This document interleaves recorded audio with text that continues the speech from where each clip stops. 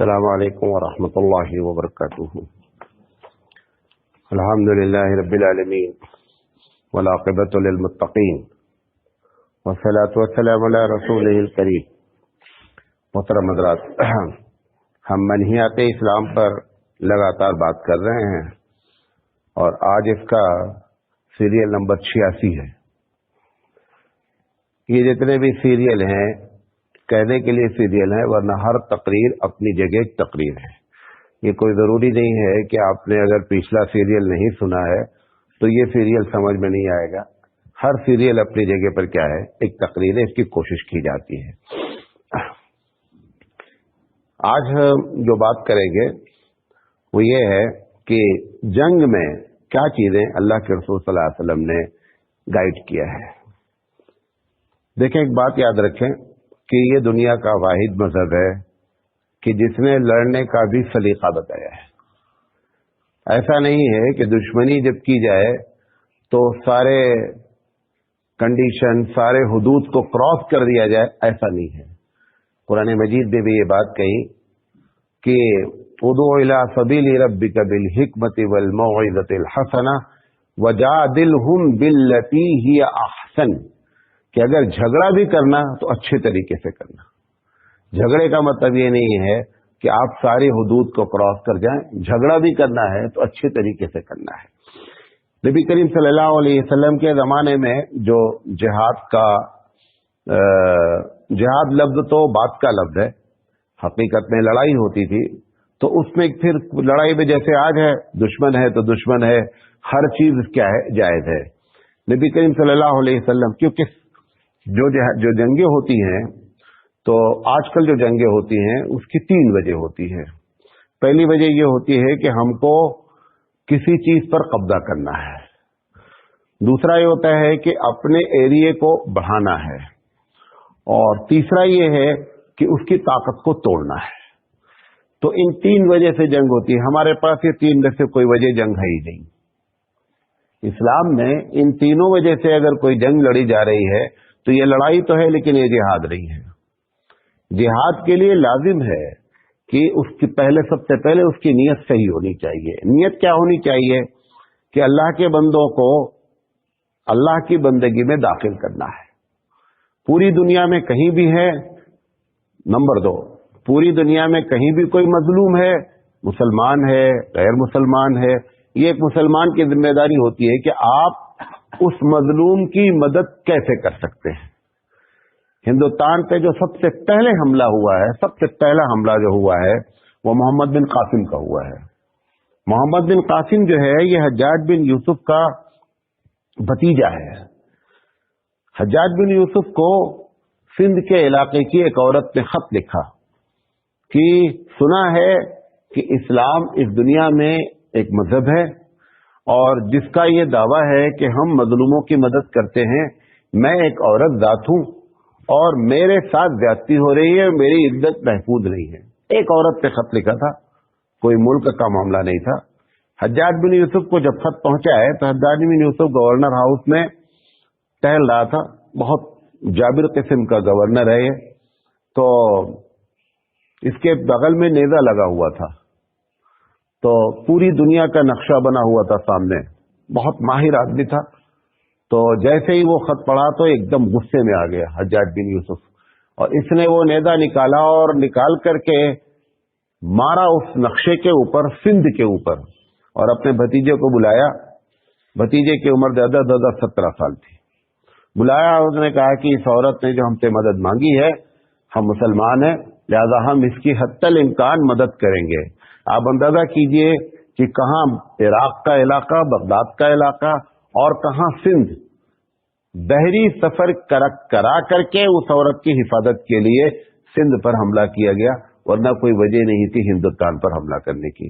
اور جب سندھ پر حملہ کیا اور محمد بن قاسم نے یہاں پر حکومت قائم کی چھوٹے سے علاقے پہ، تو آپ کو حیرت ہوگی کہ ہندوستان تو اس وقت پورا تھا، بھارت جسے آپ کہتے ہیں، عورتیں محمد بن قاسم کے نام کا بت بنا کر گھر میں پوجا کرتی تھی۔ ہندو عورتیں اس کی شکل بنا کر کے اپنے گھر میں اس کی پوجا کرتی تھی کہ اتنا اچھا رولر، اتنا اچھا حاکم آیا ہے۔ تو اسلام میں جہاد کا جو کانسیپٹ ہے، اسی لیے انگریزی میں سب سے پہلے جو اس کا ٹرانسلیشن کیا گیا جہاد کا، اس کو وار نہیں کہا گیا. جہاد کا جو اصل ترجمہ آپ آج بھی جا کے دیکھیں گے، اس کا نام لکھا ہے ہولی وار. جہاد کا جو انگریزی ورڈ ہے وہ وار نہیں ہے، وہ کیا ہے؟ ہولی وار ہے. انگریز بھی جو لوگ انگریزی جانتے تھے وہ بھی جانتے تھے کہ جہاد ایک دم ڈفرینٹ چیز ہے، جنگ ایک دم ڈفرینٹ چیز ہے. تو اللہ کے رسول صلی اللہ علیہ وسلم نے ان تینوں وجہ سے جنگ کبھی کی ہی نہیں. جنگ کرنے کا مظلوم کی مدد کرنا، اللہ کے بندوں کو اللہ کی بندگی میں داخل کرنا، اور اگر کوئی اس بات سے پھر انکار کرتا ہے تو پھر جو بھی اسلام کی طاقت ہے وہ طاقت استعمال کی جائے گی، چاہے اس پار معاملہ آوے اور چاہے اس پار معاملہ آوے، لیکن پیچھے پھر نہیں ہٹے گا.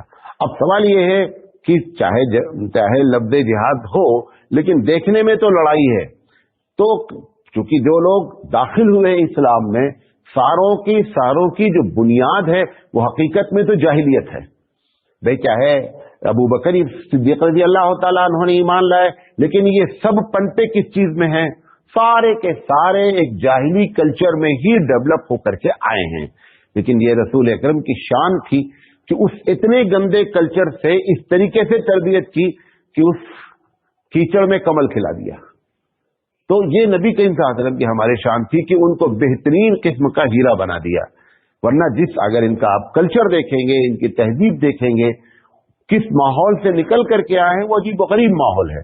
لیکن یہ حبیب رسول اکرم صلی اللہ علیہ وسلم کی شان ہے کہ آپ نے ان کو اس طریقے سے کر دیا. تو اندر سے یہ بات کہیں موجود نہ رہے کہ اب تو ہم جنگ کرنے جا رہے ہیں، لڑائی کرنے جا رہے ہیں، لہذا وہ سارے جو ہمارے اصول تھے سارے کے سارے پھر نافذ ہو جائیں گے. اللہ کے رسول صلی اللہ علیہ وسلم نے گائیڈ کیا. ابو بکر صدیق رضی اللہ تعالیٰ عنہ پہلے خلیفہ ہیں. جب پہلی جنگ ہوئی تو سب سے پہلے بلا کر کے کہا دیکھو ان باتوں کو نوٹ کر لیا جائے، ان باتوں کو نوٹ. اور یہ باتیں کہاں سے نوٹ کی انہوں نے سرکار دو عالم صلی اللہ علیہ وسلم. آپ کو معلوم ہونا چاہیے کہ نبی کریم صلی اللہ علیہ وسلم کے زمانے میں ٹوٹل 82 جنگیں لڑی گئی ہیں. ہم لفظ جنگ استعمال کر رہے ہیں، جنگ سے مراد یہاں پر یہ ہے کہ جہاں پر بھی پولیس فورس، ملٹری فورس، پیرا ملٹری فورس، بارڈر فورس، جتنے بھی فورس استعمال کیے گئے وہ ٹوٹل 82 ہیں. اگر کسی کو چور کے پکڑنے کے لیے فورس کے پاس وہ بھی 82 میں شامل ہے. بارڈر پر اگر کوئی بات ہوئی ہے وہ بھی شامل ہے. اگر جنگ ہوئی ہے جہاد وہ بھی شامل ہے. اس 82 ٹوٹل میں تقریباً 6 یا 7 جنگیں ایسی ہیں جس میں کمانڈر ان چیف کون ہیں؟ رسول اکرم صلی اللہ علیہ وسلم. کمانڈر ان چیف ہونے کے باوجود بھی اللہ کے رسول صلی اللہ علیہ وسلم کے ہاتھ میں تلوار ہے، لیکن اللہ کے رسول صلی اللہ علیہ وسلم نے کسی کو مارا نہیں پوری زندگی تلوار سے. ایک مرتبہ صرف ایک آدمی جو ہے وہ بہت زیادہ چیلنج کر رہا تھا اور کہہ رہا تھا کہ تم ہٹ جاؤ، میں اکیلے محمد صلی اللہ علیہ وسلم سے لڑنے کے لیے چاہتا ہوں اور میں انہی سے لڑنا چاہتا ہوں. نبی کریم صلی اللہ علیہ وسلم نے بہت سمجھایا، لیکن ولی مانا حضور نے صحابہ سے کہا ہٹ جاؤ، اس کو آنے دو. یہ لوگوں کو نہیں معلوم ہے کہ ایک نبی کی طاقت کم سے کم 40 مرد کے برابر ہوتی ہے. اور جب وہ آیا ہے نبی کریم صلی اللہ علیہ وسلم کے پاس، اللہ کے رسول صلی اللہ علیہ وسلم نے پھر بھی اوائڈ کرنا چاہا، اور جب تلوار چلائی ہے تو تلوار کی آگے کی چھوٹی سی نوک، یعنی ملی میٹر سے بھی چھوٹ، وہ صرف گردن پر ایسے خراش لگ گئی تھی، اور خراش لگی تھی صرف ابھی خون چھلکا تھا، نکلا بھی نہیں تھا، اور وہ ایک دم پریشان ہو گیا. لوگ کہے یار اتنا تو کچھ بھی نہیں ہوا ہے. وہ کہتا تھا کہ لیکن لگی ہی کس کی تلوار، یہ دیکھو، سمجھے نہیں. تو اللہ کے رسول صلی اللہ علیہ وسلم نے اس 82 واردات میں کبھی جو ہے کسی کو مارا نہیں. بعض روایت میں کوئی ایک کا ذکر ہے، وہ بھی صحیح روایت بعض لوگ کہتے نہیں ہیں. اور یہ بھی آج آپ کو بتا دیتے ہیں، اس 82 کی 82 واردات میں ٹوٹل مسلم اور غیر مسلم مرنے والوں کی تعداد میکسیمم ضعیف حدیث ملا لیں گے تو 1001 ہے. کتنی ہے؟ 1001 ہے. اس میں مجاہدین بھی شامل ہیں اور اس میں جنگجو بھی شامل ہیں، کافر بھی شامل ہیں، جو اسلام کے دشمن وہ بھی شامل ہیں. فرسٹ ورلڈ وار میں 36 لاکھ لوگ منیمم مارے گئے ہیں. کتنے؟ 36 لاکھ لوگ مارے گئے ہیں، اور نتیجہ کیا ہے؟ صفر رہا ہے. سیکنڈ ورلڈ وار میں بھی تقریباً 40 سے 50 لاکھ لوگ مارے گئے ہیں، نتیجہ صفر رہا ہے. سرکار دو عالم نے اگر 82 جگہ پر کارروائی کی ہے تو پورے ایک علاقے کو امن کا گہوارہ بنا دیا. لہذا اسلام کے لفظ جہاد کو لوگ جتنا بھی غلط استعمال کرے الگ بات ہے، لیکن حقیقت یہ ہے کہ اسلام کا جو لفظ جہاد ہے، جتنے بھی فرسٹ ٹائم اس کا ترجمہ کیا ہے دا ہولی وار، اس نے اس کی پوری اسپرٹ اور پوری روح کو سمجھ کر کے ترجمہ کیا ہے. وجہ کیا تھی؟ وجہ آپ کو بتا رہا ہوں. اللہ کے رسول صلی اللہ علیہ وسلم نے فرمایا، بخاری شریف کی روایت ہے کہ نہا رسول اللہ صلی اللہ علیہ وسلم عن قتل النساء والصبیان. جب جنگ جانے لگی، مجاہدین جانے لگے، جنگ اسی سے کی جائے گی جو جنگ کرنے کے لیے میدان میں آیا ہے. اپنے گھر میں کوئی ہے، کوئی بازار میں ہے، آپ نے فرمایا کہ عورت اور بچوں پر ہاتھ قطعی نہیں اٹھایا جائے گا جب تک کہ وہ میدان جنگ میں موجود نہ ہو. ایک آدمی، بہت سے لوگ ایسے ہیں کہ وہ جنگ چاہتے ہی نہیں ہے. مثال کے طور پر کوریا سے اگر جنگ ہو جائے تو کوریا کے جو باشندے ہیں وہ تو خود عاجز ہے، پریشان ہیں. ان کی کیا غلطی بیچاروں کی؟ جب تک جنگ میدان میں نہیں آئے گا، آدمی ویپنس کے ساتھ نہیں ہوگا، ہتھیار کے ساتھ نہیں ہوگا. اللہ کے رسول صلی اللہ علیہ وسلم نے فرمایا ایسا نہیں ہوگا، کیونکہ یہ تو فیس ٹو فیس جنگ ہوتی تھی کہ آپ ان کے محلے سے گزر رہے ہیں تو برباد کر دیں، آگ لگا دیں. قطعی نہیں، کسی کی اجازت نہیں ہے. اور اگر کوئی آدمی اس آخری مومنٹ میں بھی کہہ دے کہ صاحب میں اللہ کو ماننے والا ہوں اور میں کلمہ پڑھتا ہوں لا الہ الا اللہ، آخری مومنٹ بھی ہوگا تو تلوار اگر گردن پر بھی پہنچ چکی ہے تو ہٹا لی جائے گی. ایک صحابی کے ساتھ ایسا واقعہ پیش آیا کہ جنگ تھی اور انہوں نے تلوار جب کھینچ لی اور چلانے کی کوشش کی، جب چلائی گردن کے پاس تو اس نے کہا لا الہ الا اللہ محمد رسول اللہ. لیکن صحابی نے کیا کیا؟ گردن مار دی. جب گردن مار دی تو یہ رپورٹ اللہ کے رسول صلی اللہ علیہ وسلم کو دی گئی کہ نبی کے ہم سے کہا گیا کہ ایسا ایسا واقعہ پیش آیا. اور عین جب اس کے گردن پر تلوار پہنچی تو اس نے کلمہ پڑھ لیا. تو اللہ کے رسول صلی اللہ علیہ وسلم نے صحابی کو بلایا کہ واقعہ صحیح ہے؟ کہا اللہ کے رسول وہ ڈر سے پڑھ رہا تھا. حضور نے فرمایا اس قتل کا میں ذمہ دار نہیں ہوں، قیامت میں آپ کو اس قتل کا جواب دینا ہے. ہو سکتا ہے کہ اس کے ایمان کا وہی ٹائم ہو، وہی اس کا ٹائم پروردگار عالم نے لکھا تھا جس وقت آپ نے تلوار چلا دی اور آپ نے فرمایا حل شققت قلبہ، کیا تم نے اس کا دل چیر کر کے دیکھا تھا کہ یہ ڈر کر کے کہہ رہا ہے یا حقیقت میں کہہ رہا ہے میں اس قتل کا ذمہ دار نہیں ہوں؟ کتنی بڑی بات ہے. اس کا قیامت میں تم کو جواب دینا ہے کہ تم نے کیوں مارا ہے، میں اس کا ذمہ دار نہیں بنوں گا. تو اسلام کی جو جہاد ہے نا، وہ جہاد کا ایک دم الگ کانسیپٹ ہے. تو اس میں اللہ کے رسول صلی اللہ علیہ وسلم جب بھیجتے تھے تو یہ گائیڈ لائن دی جاتی تھی. عربوں میں جب جنگ ہوتی تھی تو ایک بہت بری عادت یہ تھی کہ جو لوگ مر جاتے تھے تو ان کے بدن کے جو پارٹس تھے وہ کاٹ دیے جاتے تھے. ناک کاٹ دیتے تھے، کان کاٹ دیتے تھے، سب کاٹ دیے جاتے تھے. اور کاٹنے کے بعد اس کی بے حرمتی کی جاتی تھی باڈی کی. اللہ کے رسول صلی اللہ علیہ وسلم نے فرمایا نہا رسول اللہ صلی اللہ علیہ وسلم ان نحبہ والمسلح. آپ نے فرمایا کہ جنگ کے بعد لوٹ مار نہیں کی جائے گی. جو میدان جنگ میں ہیں ان کا مال مل جائے وہ ایک الگ مسئلہ ہے، لیکن جنگ جیتنے کے بعد صرف شہر میں گھس کر کے آپ نے فرمایا کچھ بھی نہیں ہوگا. کیوں؟ ہمارا مقصد جہاد کا مارنا یا کسی کو ستانا ہے ہی نہیں. جس کے دماغ میں دشمنی مارنے کی ہوگی وہ ساری چیزوں کو کیا کرے گا؟ جائز کا فتویٰ دے گا. یہاں مارنا مقصد ہی نہیں ہے. یہاں تو یہ ہے کہ کم سے کم جانے جائیں. کم سے کم سب سے خطرناک جنگ اللہ کے رسول کے زمانے میں جو لڑی گئی ہے وہ فتح مکہ ہے. کیوں؟ جب صحابہ نکلے 10,000 کا لشکر تھا. 10,000 تو بہت ہوتا ہے. اللہ کی جس کی کمانڈنگ کون کر رہے ہوں، رسول کر رہا ہو، اور اس کے پیچھے 10,000 کا لشکر ہو، وہ تو لاکھوں کو کیا کر سکتا ہے؟ تو بالا کر سکتا ہے. اور پھر ان لوگوں سے جنگ کرنے جا رہے ہیں جنہوں نے ان کو ان کے گھروں سے نکالا ہے، گھر میں رہنے نہیں دیا ہے، ستایا ہے، سب کچھ ہے. اتنا سخت ترین معاملہ تھا. اللہ کے رسول صلی اللہ علیہ وسلم جب پہلے تو جنگ کا اعلان نہیں کیا گیا کہ ہم ارادہ کہاں کا ہے، کہاں نکلو. جب وہ نکلے ہیں طائف تک یہ کسی کو پتا نہیں ہے کہ مکے پر اٹیک کرنا ہے. طائف میں جا کر کے ڈکلیئر کیا گیا کہ مکے پر اٹیک ہے. تب تو ان لوگوں کا جوش ایک دم بڑھ گیا کہ آپ تو ہم 10,000 ہیں. مکے کی آبادی اس وقت 10,000 نہیں تھی, اور یہ تھا کہ پورے مکے کو تہو بالا کر دیا جائے گا.